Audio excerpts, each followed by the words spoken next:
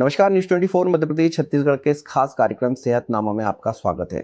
हम सेहतनामा के माध्यम से उन मुद्दों को आपके सामने लेकर आते हैं जो कि आपकी सेहत से जुड़े हुए हैं। देश के जाने माने डॉक्टर्स आपके साथ रूबरू होते हैं, आपके कई सवालों के जवाब देते हैं। आज मेरे साथ में मौजूद हैं गोकुलदास हॉस्पिटल के डायरेक्टर डॉक्टर संजय गोकुलदास, जो कि वरिष्ठ नेत्र चिकित्सक भी हैं, मेरे साथ में मौजूद हैं। सर, आपका हमारे इस खास कार्यक्रम में बहुत बहुत स्वागत है। सर, लगातार तकनीक जो है वो बढ़ती जा रही है। अगर हम बात करें कि अब लेज़र से जो ऑपरेशंस होते हैं उन्हें हम एक तरीके से ऑपरेशन ना कहकर लेज़र तकनीक कहते हैं। सर, ये लेज़र जो तकनीक है क्या है, कैसे इसका इस्तेमाल किया जाता है? ये आँखों के चश्मे के नंबर उतारने के लिए एक जो अत्याधुनिक तकनीक है जिसे हम लेसिक लेज़र कहते हैं। इस लेज़र तकनीक से बिना हम ब्लेड का उपयोग करे हुए, बिना चीरा लगाए चश्मे के नंबर निकाले जा सकते हैं और बहुत ही सुरक्षित तकनीक है। इसको कॉस्मेटिक सर्जरी में ये आता है और चश्मे के नंबर बहुत ही सुरक्षित तरीके से हम निकाल। सर, इसके साथ ही अगर हम बात करें, मोतियाबिंद के लिए ऑपरेशन करना पड़ता है, पेशेंट भर्ती होता है, फिर 2-4 दिन हॉस्पिटल में रहता है। ऐसे में लेज़र से मोतियाबिंद का ऑपरेशन जो होता है कितना सक्सेस है और कितने समय के अंदर ये ऑपरेशन कर दिया जाता है? देखिए, चश्मे का नंबर उतारने का लेसिक लेज़र जो कहलाता है वो एक अलग तकनीक है और मोतियाबिंद ऑपरेशन एक अलग तकनीक है। दोनों चीज़ें अलग अलग है।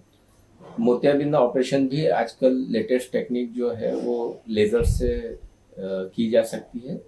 खास करके जो कॉम्प्लिकेटेड केसेस हैं, बहुत ही हार्ड कैटरेक्ट्स हैं, उसमें लेज़र की तकनीक उपयोग में लाई जाती है। हालांकि लेज़र से जो मोतियाबिंद के ऑपरेशन होते हैं उसमें मोतियाबिंद के बारीक टुकड़े करने में लेज़र सहायक होता है और बाद में उसको जो फेकोइमल्सिफिकेशन टेक्निक कहलाती है उसी से उसको एस्पिरेट कर लिया जाता है। ये काफ़ी सुरक्षित तकनीक है।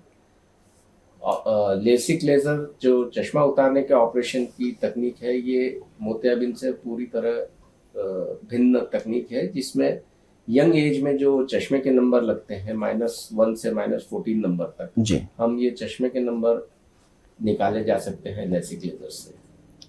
सर, कितनी आसान होती है लेज़र तकनीक? क्योंकि लेज़र से लोग कई बार ये देखते हैं कि ऑपरेशन है, एक बड़ा ऑपरेशन होगा, लेज़र से होगा, उन्हें दर्द होगा, पेन होगा। तो क्या सर ये पेनलेस तकनीक होती है? लेसिक लेज़र पूर्णतः पेनलेस तकनीक है। इसमें केवल आई ड्रॉप डाल के आँखों को सुन्न किया जाता है। उसके बाद लेज़र तकनीक में इस ऑपरेशन में जो आँखों का कॉर्निया होता है, काली पुतली जो है, उसकी सबसे ऊपरी परत निकाली जाती है, खोली जाती है। उसके अंडर सरफेस में लेज़र से चश्मे के नंबर निकाले जाते हैं और उस कॉर्निया की ऊपरी परत को वापस बैठा दिया जाता है। कुल मिला के ये मुश्किल से 3 या 4 मिनट का ऑपरेशन होता है और तकनीक सभी तरह की व्यवस्था जमाने में 5 से 10 मिनट लगते हैं। तो कुल मिला के ये 10 मिनट का ये प्रोसीजर है जिसमें दोनों ही आँखों के चश्मे के नंबर निकाले जा सकते हैं। ये बहुत ही सुरक्षित तकनीक है। लेज़र करने के पहले हम लोग कुछ जांचें करते हैं और बहुत स्ट्रिक्ट क्राइटेरिया फॉलो करते हैं। अगर वो पेशेंट उस क्राइटेरिया में फिट बैठता है तो ही ऑपरेशन किया जाता है, अन्यथा उसको मना कर दिया जाता है। सर, लेज़र ऑपरेशन के पहले अगर हम जांचों की बात करें तो कितने प्रकार की जांचें होती हैं? किन जांचों में मरीज जो है वो फिट बैठता है, उसके बाद उसका लेज़र ऑपरेशन किया जा सकता है? देखिए, सबसे पहले तो हम चश्मे के नंबर निकालने जाते हैं, जिसमें -1 से -14 तक के नंबर लेज़र तकनीक से निकाले जा सकते हैं। उसके अलावा हमारे कॉर्निया जो काली पुतली है उसकी थिकनेस नापी जाती है, जिसे हम पैकीमेट्री बोलते हैं।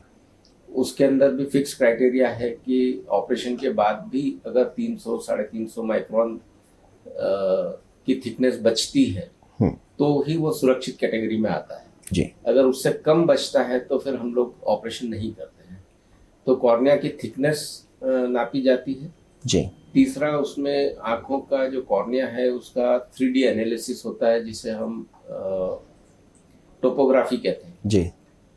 उसके अंदर कॉर्निया का सरफेस कितना इरेगुलर है, रेगुलर है, कहीं कहीं बहुत ज़्यादा पतला तो नहीं है, कहीं एस्टिग्मेटिज्म बहुत अधिक तो नहीं है, एब्रोमेट्री भी की जाती है, जिसमें मालूम पड़ता है कि एब्रेशंस बहुत अधिक तो नहीं है जी। ये सब चीज़ों की जांचें करने के बाद ही हम ऑपरेशन के लिए उसको लेते हैं मरीजों को। सर लेज़र तकनीक की फ़ायदे की अगर बात की जाए तो क्या क्या फ़ायदे इसके लेज़र तकनीक के होते हैं सर? देखिए, चश्मा उतारने के ऑपरेशंस पहले जो होते थे उसमें चीरे लगाए जाते जी थे, जिसे हम रेडियल केरेटोटॉमी या आरके कहा जाता था, जी जिसके बहुत सारे कॉम्प्लिकेशंस नोन है। जी वो टेक्निक आज की तारीख में सभी जगह बंद हो गई है जी और लेज़र से करने लगे हैं। ये बहुत ही सुरक्षित माध्यम है चश्मा से छुटकारा पाने का। तो उसके अंदर बहुत सुरक्षित और बहुत ही प्रिसाइज ऑपरेशन होता है। लेसिक लेज़र के अलावा इसमें एक फेम्टो लेज़र भी तकनीक है, जिसमें हम जो कॉर्निया की ऊपरी परत उठाते हैं वो ब्लेड से, मोटराइज्ड ब्लेड रहती है मशीन में, उससे भी किया जाता है और लेज़र से भी वो फ्लैप उठाया जाता है, जिसे हम फेम्टो लेज़र कहते हैं। अगर हम दोनों ही तरीके से फेम्टो लेज़र से फ्लैप उठा के लेसिक लेज़र से चश्मा का नंबर निकालते हैं तो सबसे सुरक्षित तकनीक यही कहलाती है। सर लेज़र तकनीक में अगर हम बात करें तो किन क्या क्या जोखिम इसमें होते हैं लेज़र तकनीक में? देखिए, सर्वप्रथम तो हम लोग वो पेशेंट का क्राइटेरिया जो है अगर स्ट्रिक्टली फॉलो करें तो इसमें किसी भी प्रकार का कोई जोखिम नहीं होता जी अगर वो पेशेंट के लिए सेफ नहीं है तो हम लोग उसका ऑपरेशन नहीं करेंगे। तो अगर ऑपरेशन के लिए सिलेक्ट किया है पेशेंट जी तो वो पूर्णतः सेफ है पेशेंट के लिए।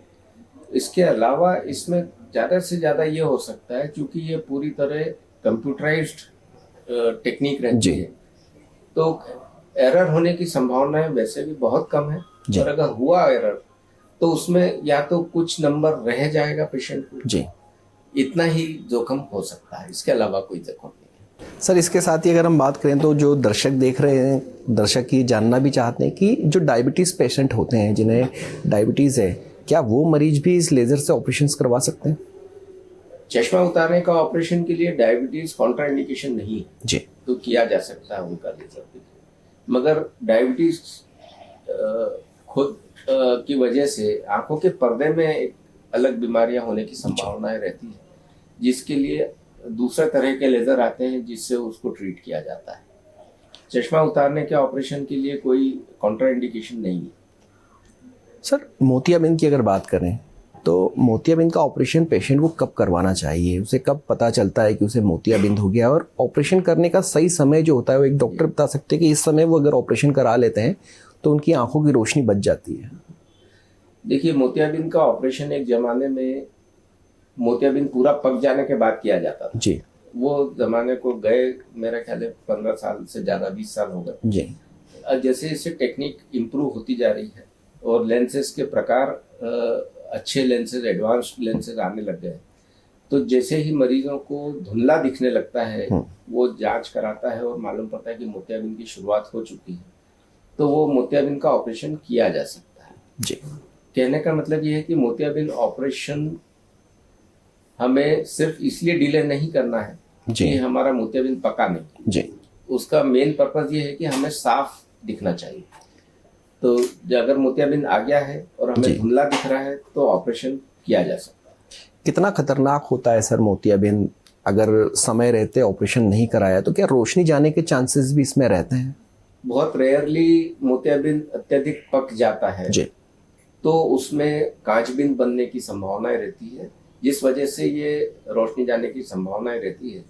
मगर अवेयरनेस कि मैंने पिछले 10 साल में तो इसकी वजह से रोशनी जाते हुए नहीं देखी। जी तो ऑपरेशन सेफ है। जी आधे घंटा 20 मिनट लगते हैं कुल मोतियाबिंद के ऑपरेशन में। अच्छे से अच्छा लेंस प्रत्यारोपण किया जा सकता है और दूसरे दिन से पेशेंट को सभी तरह से छूट रहती है, घूम फिर सकता है, अपना काम कर सकता है। सर मोतियाबिंद के ऑपरेशन की बात करें या फिर हम चश्मा उतारने के लिए बात करें, कितने प्रकार के ऐसे ऑपरेशंस होते हैं जिनके माध्यम से चश्मा भी उतारा जा सकता है और मोतियाबिंद का ऑपरेशन भी किया जा सकता है?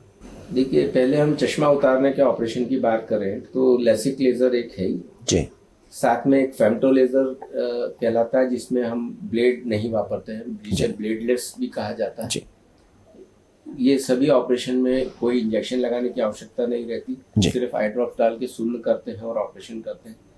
इसके अलावा आजकल एक सिल्क टेक्निक और स्माइल टेक्निक, 2 टेक्निक हैं जो काफ़ी प्रचलित हो रही है जी। अल्टीमेटली तीनों के ही रिजल्ट आफ्टर बर्थ कंपेरेबल है, तो किसी भी टेक्निक से ऐसा नहीं है कि कोई इन्फीरियर है। अलग अलग तरह के टेक्निक्स हैं जिनसे लेसिक लेजर से या चश्मे के नंबर निकाले जा सकते हैं। मोतियाबिंद ऑपरेशन की जो टेक्निक्स हैं वो भी 2-3 तरह के टेक्निक्स बहुत फेमस हैं, जिसमें सबसे ज़्यादा कॉमन अभी फेको इमल्सिफिकेशन से किया जाता है जी। जिसमें जो प्रचलित भाषा में लेजर भी कहा जाता है जी। उसमें बिना टाँका लगाए मोतियाबिंद का ऑपरेशन होता है। 2.2 mm के चीरे से उसमें मोतियाबिंद को निकाला जाता है और कई तरह के लेंस, एडवांस्ड लेंसेज आ गए हैं जो प्रत्यारोपित किए जाते हैं। कुल मिला के 15 मिनट का प्रोसीजर होता है और उसमें भी इंजेक्शन लगाने की आवश्यकता नहीं होती, सिर्फ ड्रॉप्स डाल के ये किया जा सकता है। सर, चश्मा उतारने के लिए जो ऑपरेशन होते हैं हम अधिकतर देख रहे हैं कि छोटे बच्चों को भी समस्याएं आने लगी हैं, उन्हें छोटे बच्चों को भी चश्मा लगने लगा है। किस एज के सर वो बच्चे हो सकते हैं जिनका लेज़र से ऑपरेशन भी किया जा सकता है ताकि उनका चश्मा उतारा जा सके? अमूमन 18 साल तक चश्मे के नंबर चेंज होने की संभावनाएं रहती है जी। तो ये ऑपरेशन हमेशा 18 साल की उम्र के बाद ही किए जाते हैं जी। और प्रेफरेबल 18 साल के बाद ये देखा जाता है कि नंबर स्टेबल हो गया है क्या? जी। अगर स्टेबल हो जाता है तो उसका ऑपरेशन किया जा सकता है। सर, ऑपरेशन के बाद क्या क्या सावधानियां बरतना चाहिए मरीज को? मोतियाबिंद अपने लेसिक लेजर ऑपरेशन के बाद कोई बहुत ज़्यादा रिस्ट्रिक्शंस नहीं है। मेनली जो पेशेंट को कहा जाता है कि उसको आँखों को रब नहीं करना चाहिए ताकि वो जो फ्लैप बनाया जाता है वो मूव न करे। तो स्क्रीन टाइम जैसे कंप्यूटर पे या मोबाइल पे 3 अवॉइड करना चाहिए। सिर से नहीं नहाना चाहिए, कम से कम 7 से 10 दिन आँखों में पानी नहीं डालना रहता है। मेन रिस्ट्रिक्शंस यही है और डार्क ग्लासेस लगा के रखते हैं ताकि धूल मट्टी गंदगी आंखों में ना जाए। तो बाकी इससे ज़्यादा कोई रिस्ट्रिक्शंस नहीं रहते हैं। स्विमिंग अवॉइड करना रहता है, नाइट ड्राइविंग अवॉइड करना रहता है करीब 15 से 20 दिन। सर, देखा जा रहा है कि जो युवा हैं कई बार छुट्टियों का बड़ा अभाव रहता है उन्हें। ऑपरेशन कराने के बाद में कितने दिनों के बाद वो अपनी नौकरी पर वापस लौट सकते हैं? क्योंकि अमूमन जो साधारण ऑपरेशन होते हैं उसमें 8 से 10 दिन तो उन्हें हॉस्पिटल में ही रहना पड़ता है, लेकिन लेज़र सर्जरी में कितने दिन हॉस्पिटल रहना पड़ता है और कितने दिनों के बाद वो पेशेंट जो है वो अपने काम पर वापस लौट सकता है? देखिए, ऑपरेशन में कुल 15 से 20 मिनट लगते हैं और उसके बाद घर ही भेज दिया जाता है। तो भर्ती रखते नहीं, ज़्यादा से ज़्यादा 3 दिन का हम लोग रेस्ट एडवाइस करते हैं। स्क्रीन टाइम अवॉइड करना चाहिए। 3 दिन के बाद वो काम पे जा सकते हैं, बशर्ते उसको जो आई ड्रॉप्स दी गई है वो समय समय पर डालते रहें, क्योंकि आई ड्रॉप्स करीब करीब 1 महीना चलती है। जी। सर, कई लोगों में आँखों में टेढ़ापन की समस्याएं होती हैं, सर क्या उसका इलाज भी संभव है? इसको भेंगापन या स्क्विंट कहा जाता है। इसका इलाज संभव है निश्चित रूप से। उसको समय रहते अगर वो डॉक्टरों को दिखाएं जी तो कुछ मरीजों में चश्मे से भी ये ठीक हो जाता है जी। और अगर एक समय निकल जाता है तो निश्चित रूप से ऑपरेशन से आंखों को सीधा किया जा सकता है। सर, हम अगर युवाओं की बात करें तो आजकल स्क्रीन टाइमिंग सभी युवाओं का बढ़ गया है। सर, क्या वजह रहती है? चश्मा जो है लगातार युवाओं को लग रहा है, हेडक की बात की जाए उन्हें हेडक होने लगता है, तो ऐसे ऑपरेशन से भी बचा जा सकता है? कोई ऐसे उपाय हैं सर जिनसे कि लेज़र के ऑपरेशन से बच जाए? कुछ ऐसे कोई आप उपाय बता सकते हैं? चूँकि आप वरिष्ठ नेत्र विशेषज्ञ भी हैं तो उन्हें क्या कुछ आप सावधानियां बता सकते हैं जिनसे वो आंखों पर चश्मा लगाने से बचा जा सके? देखिए, चश्मा अगर नंबर आ रहा है तो बहुत स्वाभाविक है कि ये ज़्यादा करके अनुवांशिक भी होता है जी, जो परिवार में आते हैं। मगर ऐसा नहीं है कि सिर्फ स्क्रीन टाइम बढ़ जाने से नंबर आ रहे हैं। जहाँ तक मेरा अनुभव है, अगर लंबे समय तक स्क्रीन पे काम कर रहा है तो बीच बीच में आधा घंटा 1 घंटे के बाद में वो 3 मिनट का अगर ब्रेक ले और 100 मीटर के बियॉन्ड देखें तो आंखें रिलैक्स होती हैं। तो वो रिलैक्सेशन बीच बीच में बहुत आवश्यक है और बीच बीच में आंखों को झपकाना चाहिए वॉलंटरली, क्योंकि स्क्रीन टाइम बढ़ने के साथ साथ ड्राइनेस बढ़ती है आंखों जी में, तो वो भी अवॉइड हो सकती है। सर, लेंस प्रत्यारोपण की बात करें तो कितने प्रकार के सर लेंस प्रत्यारोपण किए जाते हैं?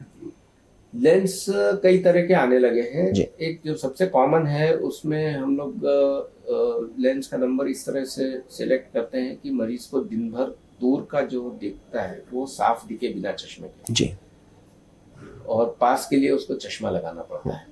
मगर अब जो चश्मे के लेंसेज के प्रकार आ रहे हैं उसमें एक तो मल्टीफोकल लेंसेज आने लग गए हैं जिसमें दूर और पास दोनों का दिखता है बिना चश्मे के नंबर से।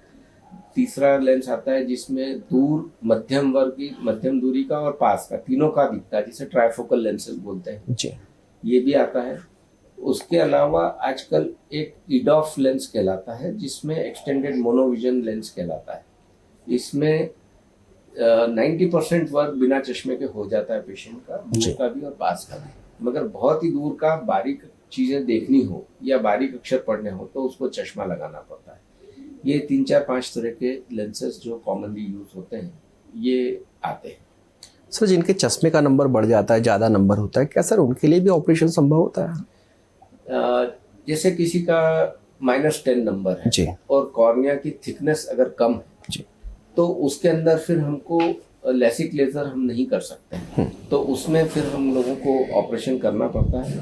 उसके अंदर एक लेंसेज आते हैं जो हमारे जो नेचुरल लेंस है उसी के ऊपर उसको बैठा दिया जाता है, तो उस प्रक्रिया से भी चश्मे के नंबर निकाले जा सकते हैं और भविष्य में उस लेंस को निकाला भी जा सकता है, और मोतियाबिंद अगर होता है तो फिर भविष्य में मोतियाबिंद का ऑपरेशन किया जा सकता है। इसको इम्प्लांटेबल कॉन्टैक्ट लेंस या IPCL भी कहा जाता है। सर, जैसा डायबिटीज़ के मरीजों का भी आपने बताया, सर इसमें क्या क्या सावधानियां रखनी चाहिए डायबिटीज़ के जो मरीज रहते हैं जब वो ऑपरेशन कराते हैं, तो क्या क्या देखिए, डायबिटीज़ में सबसे ज़्यादा इम्पोर्टेंट है कि उसको इन्फेक्शन ना हो, जी क्योंकि इन्फेक्शन का डर डायबिटीज़ के पेशेंट में ज़्यादा रहता है। तो ऑपरेशन के पहले 2 या 3 दिन एंटीबायोटिक आई ड्रॉप्स या ओरल टैबलेट भी कई बार दी जाती है, वो लेना चाहिए, और साफ सफाई और ड्रॉप्स प्रॉपर टाइम पे डालने की कोशिश करना चाहिए। उसके अलावा कोई विषय, उसको सबसे ज़्यादा इम्पोर्टेंट रहता है कि उसकी ब्लड शुगर कंट्रोल में रखें जी और आपका जो भी फिजिशियन जो कंट्रोल करता है डायबिटीज़ उसके संपर्क में रहें। डायबिटीज़ के साथ सर जो blood pressure, high blood pressure के मरीज भी होते हैं, कई बार ऑपरेशन से घबरा जाते हैं, ऐसे में सर उनके लिए भी ऑपरेशन आसानी से हो जाता है? उन्हें कैसे कंट्रोल किया जाता है सर, उनका BP, शुगर लेवल? देखिए, ज़्यादा करके तो हम लोग मरीजों से बातें करते रहते हैं तो मरीज कंफर्टेबल रहता है, मगर फिर भी अगर ज़रूरत पड़ती है तो कुछ दवाइयाँ आती है जिससे मरीज को रिलैक्सेशन के लिए हम लोग देते हैं, या बहुत ही ज़्यादा एंग्शियस पेशेंट है तो फिर उसको बेहोशी वाले डॉक्टर जो रहते हैं वो कुछ दवाइयाँ देते हैं जिससे वो कंफर्टेबली ऑपरेशन करा सकें। सर, कई बार ये होता है कि युवाओं को नहीं पता होता है कि उन्हें चश्मा लग गया है। सर, वो कैसे पता करें कि उन्हें आई स्पेशलिस्ट के पास जाना चाहिए? वो क्या समय रहता है, उन्हें कैसे पता चलेगा कि उनकी आंखों की ही उन्हें प्रॉब्लम है? जैसे जैसे अवेयरनेस बढ़ती जा रही है, ज़्यादा करके स्कूल में टीचर्स ये नोटिस कर लेते हैं कि बच्चे को साफ नहीं दिख रहा है, या तो वो गलत उतार के लाता है ब्लैक बोर्ड पे से, या उसका धीरे धीरे पढ़ाई में से इंटरेस्ट खत्म हो रहा है, या फिर घर पे उसके पेरेंट्स को या उसके सिबलिंग्स जो भाई बहन हैं उनको अगर चश्मा लगता है तो बच्चों की जांच कराना चाहिए। या स्कूल से बच्चा घर आ रहा है और वो रेगुलर कंप्लेंट कर रहा है कि सिर दुखता है तो उसको चश्मे का चेकअप कराना चाहिए। या पढ़ते पढ़ते उसके आंखों में पानी आ रहा है या थोड़ी देर पढ़ने के बाद उसको धुंधला दिखने लगता है, ये सब इंडिकेट करते हैं कि उसको चश्मे की आवश्यकता है और चेकअप कराना चाहिए। सर, आजकल सोशल मीडिया का ज़माना है, हर कोई रील्स ज़्यादातर समय पर मोबाइल पर ज़्यादा देखता है। हम विशेष तौर युवा की बात करें जिन्हें चश्मे नहीं लगे, क्या सर ये कंटिन्यू स्क्रीन टाइमिंग रखने से उन्हें आने वाले समय में चश्मा लग सकता है? जी हाँ, बिल्कुल लग सकता है, और जितना ज़्यादा स्क्रीन का यूज़ होते जा रहा है वैसे वैसे चश्मे के नंबर आने की समस्या बढ़ रही है। अभी ये रिसर्च भी हो रही है कोरिया में, जापान में, सब जगह, जहाँ पे माइनस के नंबर काफ़ी बच्चों को आ रहे हैं, क्योंकि वहाँ पे डिजिटलाइजेशन बहुत अधिक है। अभी वहाँ पर स्कूलों में आधा घंटा 1 घंटा ब्रेक करके बच्चों को फोर्सफुली बाहर खेलने भेजा जाता है। जी जो हमारे यहाँ हिंदुस्तान में ये प्रचलित है कि घर पे भी मम्मी बोलती है कि जाओ बाहर खेलो, जी तो वो एक अच्छी चीज है, करना चाहिए, क्योंकि अब बच्चे धीरे धीरे सिमटते जा रहे हैं स्क्रीन के साथ। जी वो अवॉइड जहाँ तक हो सके अच्छा है, करना चाहिए। बिल्कुल। सर घर में अगर माता को या पिता को चश्मा लगा हुआ है, माइनस का चश्मा है, तो ऐसे में क्या लग रहा है कि जो उनकी आने वाली संतान है उसे भी भविष्य में चश्मा लग सकता है? हाँ, बहुत संभावना है कि उसको चश्मा लगे। तो बच्चे को जब से वो 3 या 4 साल का होता है, जी जब प्राइमरी में जाने लगता है, जी। उसका एक बार आई चेकअप जरूर कराना चाहिए। सर लेज़र तकनीक की भी बात करी हमने, साधारण ऑपरेशन जो होते हैं सर उसमें कितने जोखिम रहते हैं एक पेशेंट के लिए भी? क्योंकि वो साधारण ऑपरेशंस कई बार ये होते हैं कि हम ग्रामीण क्षेत्र की बात करें तो वहाँ पर बुजुर्ग ज़्यादा होते हैं, तो वो नज़दीकी डॉक्टर से इलाज कराते हैं और फिर वो जनरल जो ऑपरेशन होता है वो कराते हैं, तो इसमें कितना जोखिम उस ऑपरेशन में रहता है सर? देखिए, मोतियाबिंद के ऑपरेशन में जरूर जोखिम होता है थोड़ा, मगर उसकी पूरी सावधानी रखी जाए और दवाइयाँ समय पे डाली जाए, और जो औजार और जो इंस्ट्रूमेंट्स यूज होते हैं उनको प्रॉपर ऑटोक्लेविंग के बाद अगर ऑपरेशन हो तो जोखिम नहीं। मगर एक बहुत सारी चीजें उसमें इन्वॉल्व होती है, जैसे ऑपरेशन थिएटर है वो प्रॉपर स्टरलाइज हुआ है कि नहीं, इंस्ट्रूमेंट स्टरलाइज हुए हैं कि नहीं, ये सब बहुत सारी चीजें उसमें इन्वॉल्व होती है। तो इट इज बेटर है कि वो अपनी सुरक्षित स्थान पर ही ऑपरेशन कराएं। ये जरूरी नहीं कि वो गांव में है कि शहर में। जी। मशीन की भी सर एक अहम भूमिका होती है, जो लेज़र मशीन होती है। सर मशीनों की अगर हम बात करें तो कितने प्रकार की मशीन्स लेज़र की आती हैं जो हाईटेक होती हैं, और हमारे इंदौर में हमारे पास में कितनी हाईटेक मशीन सर उपलब्ध है? इंदौर में मेरे ख्याल से वर्ल्ड में जहाँ भी ये सब ऑपरेशन होते हैं जी उसके सेम कंपेरेबल मशीन्स इंदौर में उपलब्ध है। हमको कहीं बाहर जाने की आवश्यकता नहीं है कि इससे एडवांस टेक्निक कहीं बाहर हो रही है और हमारे यहाँ नहीं हो रही। तो पूरी एडवांस टेक्निक्स और मशीन्स अवेलेबल है इंदौर में, और हमारे पास भी है। हम लोग कंपेरेबल रिजल्ट दे रहे हैं, तो उसमें कहीं कोई दिक्कत नहीं है। और जो मशीन वही है, टेक्निक्स डेवलप होती जा रही है, और जैसे जैसे एडवांसमेंट होते जा रहा है इंदौर में भी वो सब टेक्निक आ गई। सर बुजुर्गों और युवाओं के लिए क्या संदेश देना चाहेंगे जो आँखों के जब समस्याएं होती तो वो एक लापरवाही बरतते हैं, सर उनके लिए क्या संदेश है आपका? देखिए, चश्मे के नंबर का जहाँ तक सवाल है, बच्चों की बढ़ती उम्र जब तक 18-19 के नहीं हो जाते उनको हर साल एक बार चश्मे का चेकअप कराना चाहिए, क्योंकि नंबर बदलते हैं और 18-19 के पहले ये ऑपरेशन होते भी नहीं है। तो उनको हर साल एक बार चेकअप करा के नए चश्मे के नंबर देना चाहिए। अगर पेशेंट को डायबिटीज़ है तो उसको हर साल एक बार आँख के पर्दे की चेकअप कराना चाहिए, क्योंकि शुगर में आँख के पर्दे में जो खराबी आती है वो पूरी तरह ठीक होती नहीं है। तो इसलिए उसको आने ना दें, उसका प्रिवेंशन ही बेटर है। आज आने के बाद क्योर उतनी नहीं होती, इसलिए रेगुलर चेकअप बहुत आवश्यक है। 45-50 की उम्र में आंखों का प्रेशर चेक कराना बहुत आवश्यक है। जब भी आप चेकअप कराने जाएं तो डॉक्टर को खुद आगे रह के कह सकते हैं कि हमारी आंखों का प्रेशर चेक करें। जिस तरह ब्लड प्रेशर होता है वैसे आंखों में प्रेशर भी होता है। उसकी एक बीमारी कहलाती है जिसे कांचबीन बोलते हैं। उसमें आंखों की रोशनी जाने का खतरा होता है, इसलिए हमें समय रहते उसका चेकअप कराते रहना चाहिए। सर आपका हमारे साथ में जुड़ने के लिए बहुत बहुत धन्यवाद। तो ये थे हमारे साथ में डॉक्टर संजय गोकुलदास, जो कि वरिष्ठ नेत्र रोग विशेषज्ञ भी हैं, गोकुलदास हॉस्पिटल के डायरेक्टर भी, जिन्होंने बताया कि जो लेज़र तकनीक है कितनी आसान है, कितने कम समय में मरीज उसका ऑपरेशन कराकर वो घर जा सकता है और घर के बाद में जल्द से जल्द वो अपने दफ्तर भी काम पर लौट सकता है। और आसान तकनीक जो है वो इंदौर के अंदर भी अब उपलब्ध है। न्यूज़ 24 मध्य प्रदेश छत्तीसगढ़ में आप इस खबर को देख रहे थे। साथ ही कई ताज़ा तरीन खबरों को देखने के लिए बने रहिए न्यूज़ 24 मध्य प्रदेश छत्तीसगढ़ पर।